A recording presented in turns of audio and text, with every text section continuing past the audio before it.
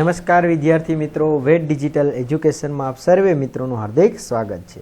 વિદ્યાર્થી મિત્રો, આજે આપણે જોવાના છીએ ધોરણ 5 વિષય આપણો પર્યાવરણ એટલે કે આસપાસ, જેની જે પ્રશ્ન બેંક એકમ કસોટી છે એની પ્રશ્ન બેંકનું સંપૂર્ણ સોલ્યુશનની ચર્ચા કરીશું કે જે 21/12/2024ના રોજ લેવાયેલ છે.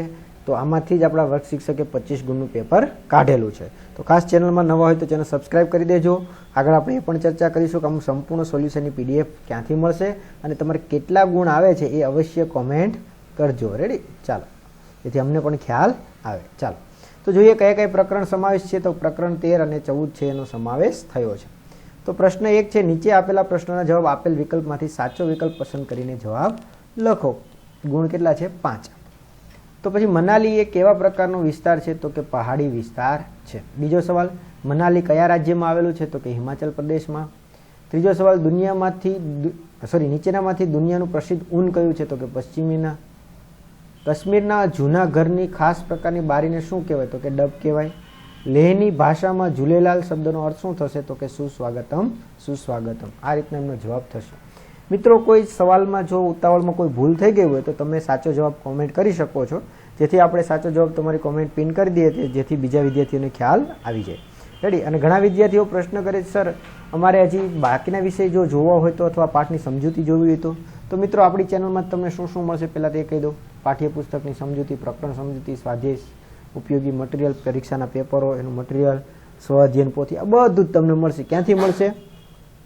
તો મિત્રો આપણી એપ્લિકેશન છે વેટ ડિજિટલ એજ્યુકેશન, જે તમે પ્લે સ્ટોર કે જ્યાંથી તમે ગેમને એવું ડાઉનલોડ કરો છો ને, હા, ત્યાં જઈને સર્ચ કરશો એટલે આવું લોગો આવશે, નામ આવશે, તમારે ઇન્સ્ટોલ કરી દેવાની. પછી ઓપન કરશો એટલે હા આવું પેજ આવશે. જો તમને ખ્યાલ ના આવે તો તમારા મોટા ભાઈ બહેન કે માતા પિતાની મદદ લઈ શકો.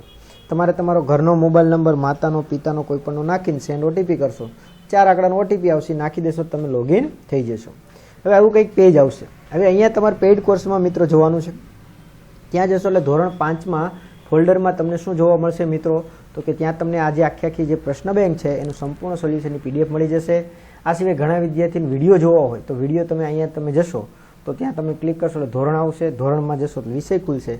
હા, અહીંયા ધોરણ 7ના વિષય છે, પણ આવી રીતના તમને ધોરણ 5ના જોવા મળશે. એ રીતના વિષય વાઇઝ તમે ગણિત છે, ગણિત ગમ્મત છે, ગુજરાતી છે. રેડી? હા, પછી આપણો આસપાસ છે, આ બધા જ વિષય, હિન્દી છે, અંગ્રેજી, બધા વિષયનો તમે છે માહિતી મેળવી શકશો. રેડી?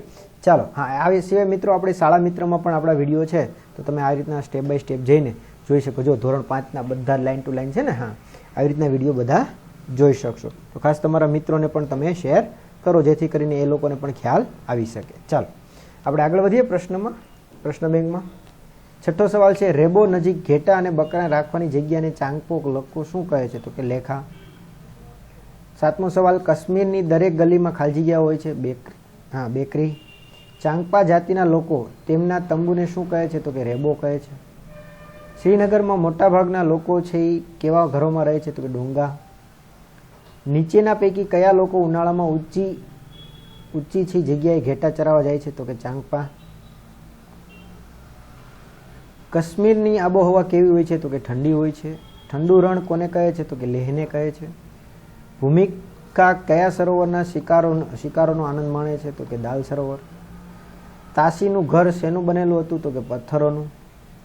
ચાંગથાંગ દરિયા સપાટીથી આશરે કેટલા મીટરથી ઊંચું હતું? તો કે 5000 મીટર. ચાલો હવે આગળ વધીએ. પ્રશ્ન 2 છે કે નીચે આપેલ ખાલી જગ્યા પૂરો. તો પશ્ચિમીના ખાલી જગ્યા જગ પ્રસિદ્ધ છે? તો કે સાલ. ઠંડા પ્રદેશનું મુખ્ય પ્રાણી કયું છે? તો કે યાક. પહાડી પ્રદેશમાં ઉપર ચડતા હવા કેવી બની જાય છે? પાતળી થાય છે. પહાડી પ્રદેશના લોકો ગરમ ખોરાક ખાય છે. ઊંચો, સૂકો અને સપાટ વિસ્તાર જેને ઠંડુ રણ કહે છે. લાલ મરચા, નારંગી, કોબી અને મકાઈ લેહ વિસ્તારના લોકો છે મકાનના છાપરા ઉપર સૂકવે છે. લદ્દાખના યાક પ્રાણીના વાળ વણીને પટ્ટીઓ તૈયાર કરવામાં આવે છે. મુસાફરો શ્રીનગર આવે ત્યારે ખાલી જગ્યા હાઉસ એટલે કે હાઉસ બોટનો છે આનંદ માણે છે. કાશ્મીરમાં સૌથી વધુ સફરજન ફળ છે થાય છે ખેતી. ચાલો નેક્સ્ટ, ઝૂંપડું તો એમાં શું આવશે? ઘાસમાંથી બનશે. અને તંબુ તો શેમાંથી બનશે? કાપડમાંથી. ઈગલું છે એ બરફમાંથી બનશે અને ભૂંગા છે એ માટીના ઘાસ અને છાણમાંથી બનશે. આ રીતના જવાબ આવશે. ચાલો આ બાજુ લોનાર આપેલું છે, તો કે મોટરસાયકલ. હા, અને ચાંગપા છે એ શું છે? તો કે જાતિ છે. ચાલો આગળ વધીએ. હવે આપણે શું પૂછે, રાજકીય નકશોનું અવલોકન કરીને તેના આધારે પ્રશ્નનો જવાબ આપવાના છે. તો સરસ મજાનો તમને નકશો આપ્યો છે. હવે એના આધારે પ્રશ્નનો જવાબ આપણે જોઈએ. તો ભારતની ઉત્તર દિશામાં કોઈ પણ 2 રાજ્યોના નામ લખો, જમ્મુ કાશ્મીર, હિમાચલ પ્રદેશ, રેડી. બાકીના કોઈ પણ લખી શકો. અરબ સાગર ભારતની કઈ દિશામાં આવેલું છે? તો પશ્ચિમ દિશામાં. બંગાળની ખાડી ભારતના કયા 2 દેશમાં વચ્ચે આવેલી છે? તો કે બાંગ્લાદેશ અને મ્યાનમાર.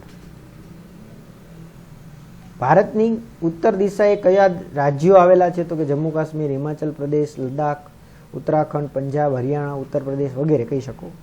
ગુજરાતનું પાટનગર કયું છે? તો કે ગાંધીનગર. મુંબઈ કયા રાજ્યમાં આવેલું છે? તો કે મહારાષ્ટ્ર. હિન્દ મહાસાગર કઈ દિશામાં આવેલો છે? તો કે દક્ષિણ. ભારતના 2-3 પડોશી દેશોના નામ જણાવો. તો પાકિસ્તાન, ચીન, નેપાળ, ભૂતાન. ભારતના 2-3 કેન્દ્રશાસિત પ્રદેશના નામ. તો કે દીવ દમણ, દાદરા નગર હવેલી, ચંદીગઢ, રેડી. ચાલો આગળ વધીએ. ભારત દેશની રાજધાની કઈ છે? તો કે દિલ્હી. શ્રીલંકા દેશની નજીક ભારતનું કયું રાજ્ય આવેલું છે? તો કે તમિલનાડુ. દીક્ષિત નકશાની સામે ઊભો છે, તો નકશા ગુજરાત રાજ્યની કઈ દિશામાં આવશે? તો કે પશ્ચિમ દિશામાં. વિસ્તારની દ્રષ્ટિએ છે એ ભારતનું સૌથી મોટું રાજ્ય કયું છે? તો કયું આવશે મિત્રો? તો કે ભાઈ રાજસ્થાન આવશે. ભારત દેશને કેટલીક સીમા છે મળેલી છે? કઈ? તો કે ભારતને 6 દેશોની સીમા મળેલી છે.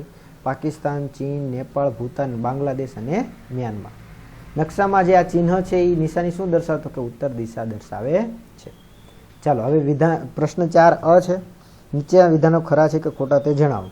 ભૂકંપમાં ઘણા બહુમાળી મકાનો પત્તાના મહેલની જેમ ગબડી પડે છે. વિધાન કેવું છે? ખરું. ધરતીકંપ વખતે ટેબલની નીચે બેસવું જોઈએ નહીં. ખોટું. અતિ વરસાદને કારણે દુષ્કાળ પડે છે. ખોટું. અતિવૃષ્ટિ થાય. રેડી. ધરતીકંપ એ કુદરતી આપત્તિ છે. ખરું. ખૂબ ઝડપથી ફૂંકાતો પવનને વાવાઝોડું કહે છે. ખરું. ભૂકંપ સમયે ઘરમાં જ રહેવું જોઈએ. ખોટું. ચાલો મને ઓળખો, મારું નામ લખો. મારા અવાજથી ધરતી ધ્રુજી ઉઠે છે. તો કે ભૂકંપ. હું તાત્કાલિક સારવાર માટે ડાયલ થતો નંબર છું. તો કે 108. હું જંગલમાં લાગતી આગ છું. તો કે દાવાનળ. ભૂકંપ માપવાનું સાધન તેને રિક્ટર સ્કેલ કહેવાય. હું ચોરી, લૂંટફાટ, મારફત સમયે પોલીસ મદદ માટે ડાયલ થતો નંબર છું. તો કે 100 નંબર. રેડી. 100. લાંબા સમયે વરસાદ ન આવવાની મારી સ્થિતિને સર્જાય ત્યારે એને દુષ્કાળ પડે છે. હું કુદરતી આપત્તિ સમયે ઘવાયેલ લોકોને સારવાર કરું છું. તો કે એમ્બ્યુલન્સ. હું મોટી વિકરાળ આગ સમયે ડાયલ કરવામાં આવું છું. તો કે 111 નંબર. મારી આવવાથી સમુદ્ર કિનારે બહાકાય મોજા ઉછળે છે. કે સુનામી. તો આ રીતે એમના જવાબ થશે. ચાલો નેક્સ્ટ પ્રશ્ન 5 છે. નીચેના પ્રશ્નો ટૂંકમાં જવાબ આપો કે પૂર આવવાથી કેવા પ્રકારનું નુકસાન થાય છે. વિડીયો પોઝ કરીને જોઈ શકો છો. આગથી બચવા માટે કેવા પ્રકારના પગલાં લેવા જોઈએ એને પણ તમને સરસ મજાની માહિતી આપેલી છે. તમે જોઈ શકો છો. અને દુષ્કાળ વખતે શેની તંગી ઊભી થાય છે તે કેવી રીતે નિવારી શકાય. તો આ રીતના એમના જવાબ આપેલા છે. ચાલો નેક્સ્ટ છે. નીચેના પ્રશ્નોના આપત્તિ પૈકી છે કોઈ એક વિશે માગ્યા મુજબ જવાબ આપવાના છે. તો બચાવ માટેના કાર્યો, ભૂકંપમાં બચાવ માટેના કાર્યો, પછી બાદમાં લેવામાં આવતા પગલાં અને પછી વાવાઝોડા માટેના કાર્યો અને એની બાદમાં લેવામાં આવતા પગલાં. તો આ રીતના તમે જોઈ શકો. એવી રીતના સુનામી બચાવવા માટે કાર્ય વિડીયો પોસ્ટ કરીને જોઈ શકો છો. રેડી. ચાલો અને બાદમાં લેવામાં આવતા પગલાં. તો આ રીતના એમના મિત્રો સંપૂર્ણ સોલ્યુશન છે એ આ પ્રશ્ન બેંકનું થયું. અને પીડીએફ જે જોઈતી હોય તમારે તો ક્યાંથી મળશે? મેં તમને અગાઉ જણાવ્યું એમ અમે સંપૂર્ણ સોલ્યુશનની પીડીએફ ક્યાંથી મળશે?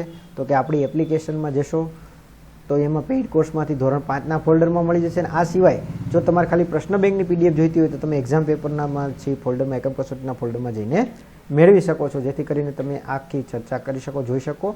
અને બીજા વિષયમાં હજી તો તમારે વિડીયો જોવાના બાકી હોય તો તમે જોઈ લેજો.